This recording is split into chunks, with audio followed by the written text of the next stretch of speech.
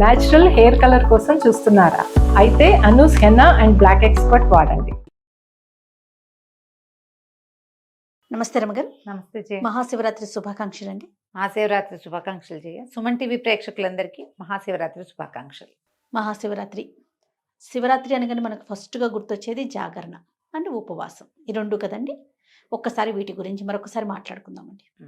ఏటా ఏటా వచ్చేది చలికాలాన్ని పోగొడుతుంది, శివశివ అంటూ చలిపోతుందని చెప్తాం. అవును. ఎవ్రీ ఇయర్ శివరాత్రి పర్వదినం సందర్భంగా మనం మాట్లాడుకుంటూనే ఉంటాం. 6 సంవత్సరాలు మాట్లాడాం. సంవత్సరం అంతా మనకి శివరాత్రులు వస్తాయి. ప్రతి నెలలోనూ మాస శివరాత్రి విశేషంగా చేసుకుంటారు. దేవాలయాల్లో ప్రత్యేకంగా అభిషేకాలు జరుగుతాయి. శివ పంచాయతన పూజ అలవాటు ఉన్న వాళ్ళందరూ కూడా తప్పకుండా చేసుకుంటారు. కార్తీక మాసంలో రోజువారీ అభిషేకం చేసుకునే వాళ్ళు కార్తీక మాసం అంతా చేస్తారు. అవును. కార్తీక మాసంలో వచ్చేటువంటి మాస శివరాత్రిని కూడా విశేషంగా చేసుకుంటాం. కార్తీకం వెళ్ళాక, మార్గశిరం వెళ్ళాక, మాఘం కూడా వెళ్ళిపోతూ ఉండగా ఈయన వస్తాడు ఇప్పుడు పరమేశ్వరుడు. మళ్ళీ ఇంకొకసారి ఈ శివరాత్రికి ఏంటంటే ఎవరైనా సరే ఒక్క మాట నమశివాయ అన్నా చాలు, ఒక్క బిల్వదళం స్వామి మీద పరమేశ్వరుడి మీద వేసినా చాలు, ఒక్క చిన్న చెంబెడి తీర్థము లేకపోతే 3 ఉద్ధరణల తీర్థం, ఒక్క పురుషుడు నీళ్ళైనా పరమేశ్వరుడికి అర్పించిన వాడికి కైవల్యం వస్తుందని చెప్తారు. అంత అద్భుతమైన పర్వదినం ఇది. నువ్వేం చేశావు అని కాదు, నువ్వు చేసింది ఏదినా నాది ఆ రోజునున్న గొప్పతనం ఏమిటి అనేది ఇంపార్టెంట్. మీద ఆ రోజు యొక్క ప్రత్యేకత వల్ల ఈ రోజున ఏ చిన్నది చేసినా అది భగవంతునికి పోయి చేరుతుంది. దాని యొక్క ఫలితము ఆ పని చేసిన జీవుడి యొక్క కర్మల్ని తొలగించి అతనికి వైకుంఠ ప్రాప్తి, కైలాస ప్రాప్తిని అందిస్తుంది, కైవల్యమే లభిస్తుంది. అది కావాలంటే ముందు ఈరోజు శివరాత్రి అనే గమనం ఉండాలి. గమనం లేని వాడికి కూడా వస్తుందని చెప్తాం కథల్లో. అవును. గమనంతో చేస్తే మహా అద్భుతం. తెలుసుకుని చేసిన పని ఇంకా అద్భుతంగా కుదురుతుంది కదా. అవును. చేతకాని తెలియని వాడికి కూడా భగవంతుడు కైవల్యం ఇస్తాడు. చేతయి తెలుసుకుని విధి విధానాలు పాటిస్తూ చేయవలసిన విధిగా చేస్తే దాని ఫలితం బాగుంటుంది. ఇప్పుడు కైవల్యం ఆ రోజున మరణించిన వాడికి కైవల్యం లభిస్తుంది. తర్వాత మరి జీవించే ఉంటే మన సంగతి మనకేం లభిస్తుంది? పరమేశ్వరానుగ్రహం లభిస్తుంది. మన జాతకంలో ఉన్న గ్రహదోషాలు పోతాయి. మన కర్మల్లో దుర్విపాకం ఏదైనా ఉంటే అది తగ్గుతుంది. మనం ఇంకా పడవలసిన కష్టం ఏదైనా ఉంటే అది చిన్నదవుతుంది. భగవంతుడికి మనం దగ్గరవుతాం. దానికోసమని మనం ఇట్లా పర్వదినాలు వచ్చినప్పుడు ప్రత్యేకంగా చెప్పుకుంటాం. ఈరోజు గమనంతో తలస్నానం చేయండి శివరాత్రి అని చెప్పి, కుదిరినంత వరకు ఏదైనా ఒక చిన్న శివాలయమైనా మన పక్క సందులో ఉన్నదానికైనా వెళ్ళి ఒక్కసారి ప్రతిష్ఠ చేయబడిన పరమేశ్వరుణ్ణి చూసి రండి. శివలింగాన్ని చూడండి. కుదిరితే 2 మారేడు దళాలు స్వామికి సమర్పించి కాస్త నీళ్లు పోయటానికి అవకాశం ఉంటే పోయండి. అభిషేకం వాళ్లే చేస్తూ నిన్ను చూడు నీకు తీర్థం ఇస్తామంటే అభిషేక తీర్థం పుచ్చుకోండి.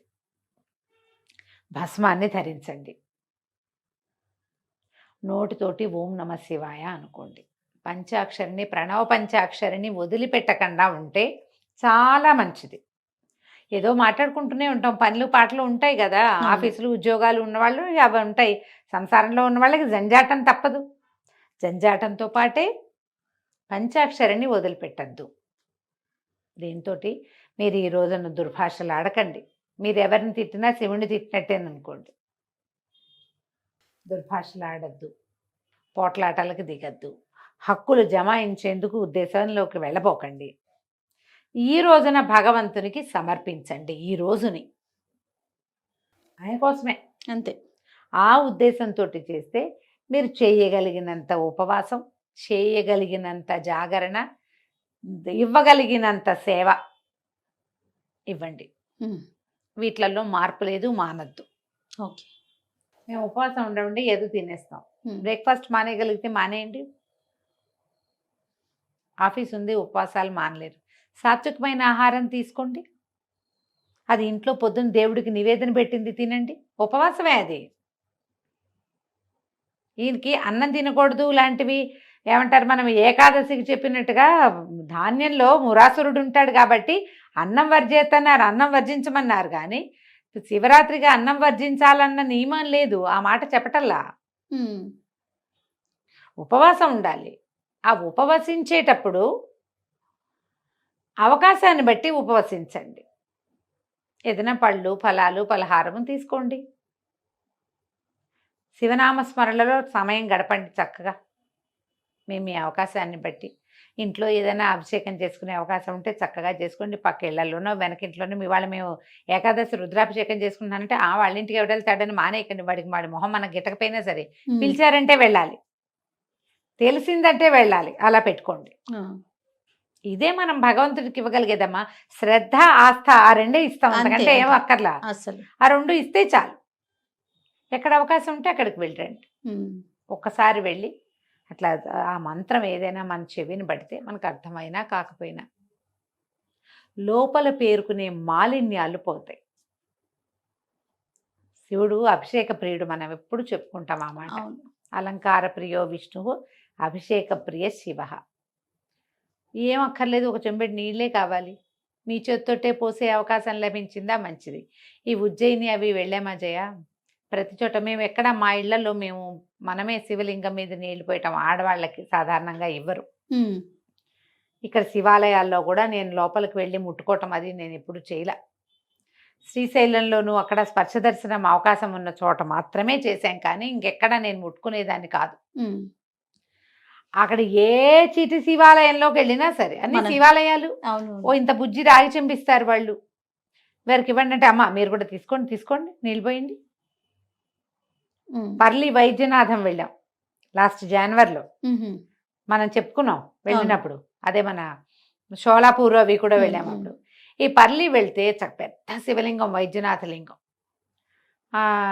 నాన్న మా అబ్బాయి ఆయనకి ఇవ్వండి అంటే ఒప్పుకోలే. ఆ లోపల నర్చకుడు ఆయన నీళ్ళు పోస్తారు, మీరు పోయండి అమ్మా అని ఒక చెంబు ఇచ్చి అబ్బాయి అమ్మగారికి ఇవ్వు అని మా అబ్బాయితో ఆ చెంబు నా చేతికి ఇచ్చేదాకా ఆయన ఊరుకోలే. జ్యోతిర్లింగము చేతితో చేయకూడదు, మాకు శంకలు ఉన్నాయని నేను వెనక్కి ఉంటాను, ససేమిరా అన్నారు. పోయిండమ్మా ప్రణవ పంచాక్షరి చేసుకుంటూ వాళ్ళు రుద్రం చదువుతున్నారు, ఈయన చదువుతారు రుద్రం, అది నడుస్తుంది. నా దారిని నేను పోసుకున్నాను అనమాట నీళ్ళు. అసలు ఈ మొత్తం ఉజ్జయిన్లో ఏ శివాలయం లోపలికి వెళ్ళినా ఓ చెంబెడి నీళ్లు శివుడి మీద పోసి బయటకు వచ్చాం. వద్దంటే వాళ్ళు ఒప్పుకోలే. అక్కడ అలాంటి పద్ధతి ఉంది, మన దగ్గర ఆ విధానం లేదు. స్వయంగానే అభిషేకం చేసుకోవాలనే అనుకోకండి. అవకాశాన్ని బట్టి మన దేవాలయాల్లో ఇక్కడ విధానం అర్చకుడిని అభిషేకం చేస్తారు. చూసి తరించండి అమ్మా చాలు, చూసినా చాలు. చూసి ఆ అభిషేక తీర్థం తీసుకుంటే అది కూడా సరిపోతుంది. మీ ఇంట్లో అవకాశం ఉంటే చూడండి, పక్కింట్లో దొరికితే లభిస్తే చూసుకోండి, లేకపోతే దేవాలయాలకు వెళ్ళే అవకాశం ఉంటే చూడండి. ఇవేవి లభించలేదు, టీవీలో చూడండి, హాయిగా ఉజ్జయినితో సహా అన్నీ చూపిస్తారు. అవును, అన్ని జ్యోతిర్లింగాల్లోనూ దర్శనం వస్తుంది. చక్కగా కూర్చుని చూసుకోండి హ్యాపీగా. సాధ్యమైనంత తక్కువ భుజించండి. పూర్తిగా మానేస్తే మరీ మంచిది. మారేడు దళాలు దొరికితే వాటితో అర్చించుకోండి. రాత్రికి ఉపవాసం, ఇది లింగోద్భవ కాలం వరకు ఉపవాసం ఉండటం మంచిది. జాగరణ ఉండటం మంచిది. రాత్రి జాగరణ చేయాలంటే తెల్లవార్లు, అది లెక్క ఏమిటి, ఈ సాయంకాలం నుంచి రేపు పొద్దుటి దాకా అని కదా, తెల్లవారేదాకా ఉండగలిగే వాళ్ళు ఉంటారు, ఉండలేని వాళ్ళు ఉంటారు కదమ్మా. అందరి వల్ల అవద్దు కదా. ఈ వీళ్ళల్లో ఏం చేయొచ్చు మనం, లింగోద్భోగాలంటే రాత్రి 1:30 అలా అయ్యేసరికల్లా ఇది ఏకాదశి రుద్రాలు అయిపోయి లింగోద్భవ కాలంలో ఆఖరి పూజ చేస్తారు. ఆ తర్వాత ఇంకా జాగరణ భజన చేసుకుని జాగారం చేస్తారు. అప్పటిదాకా ఉన్నా చాలు. తెల్లవారి దాకా మీరు ఉండగలిగితే, ఇది వరకు ఏం చేశారు, ఒక టికెట్ మీద 2 సినిమాలు అవి చూపించేవాళ్ళు జాగారం కోసం. జాగారం చేసి మళ్ళీ ఇంకోసారి శివదర్శనం చేసుకుని ఉపవాసం విడిచిపెడతారు మర్నాడు. మీ అవకాశాన్ని బట్టి చేయండి. ఒకవేళ అర్ధరాత్రి వరకు ఉండగలమండి. ఈ రోజుల్లో అర్ధరాత్రి వరకు లేని వాళ్ళు ఎవరమ్మా, ఏదో ఓటీటీలు పెట్టుకుని చూస్తూనే ఉంటారు కదా. భూకైలాస్ లాంటి సినిమాలు ఏమైనా చూడండి, డివోషనల్ ఏమైనా చూడండి, ఉండలేను అని అనుకుంటే కనుక. ఉండగలిగారా? దేవాలయాల్లోనో మఠాల్లోనో పీఠాల్లోనో ఉన్నారా? మహత్తరంగా ఉంటుంది. ఎప్పుడు కూడా పర్వదినాల అవకాశాన్ని పోగొట్టుకోవద్దు. ఆ రోజున చేసేటువంటి చిన్న క్రియ కూడా మనని భగవంతుడికి దగ్గర చేస్తుంది. మన కర్మలు కొంత తొలగిస్తుంది. మన పుణ్యబలం పెంచుకోవటానికి, పాపక్షయం కావడానికి పర్వదినాలు ఉపయోగపడతాయి. ఆ రోజున ఈ గ్రహాల సంతులన అవన్నీ వేరేగా ఉంటాయి. లేకపోతే ప్రత్యేకంగా ఈ రోజు ఎందుకు, శివరాత్రి ఎప్పుడైనా చేసుకోవచ్చు కాదు? అవును కదా.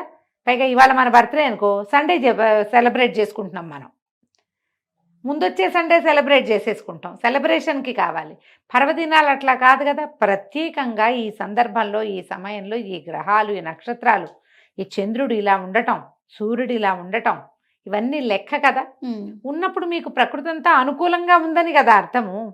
అలాంటప్పుడే మనం పూజ, మన ఉపవాసం అప్పుడు చేయాలి. కుదిరినప్పుడు చేసుకుంటాం. బర్త్డే లాగా, మ్యారేజ్ డే లాగా అనుకోవడానికి వీలు లేదు. పర్వదినాలని సుసంపన్నం చేసుకోండి తప్పకుండా. మహాశివరాత్రి పర్వదినం సంవత్సరానికి ఒక్కరోజు వస్తుంది.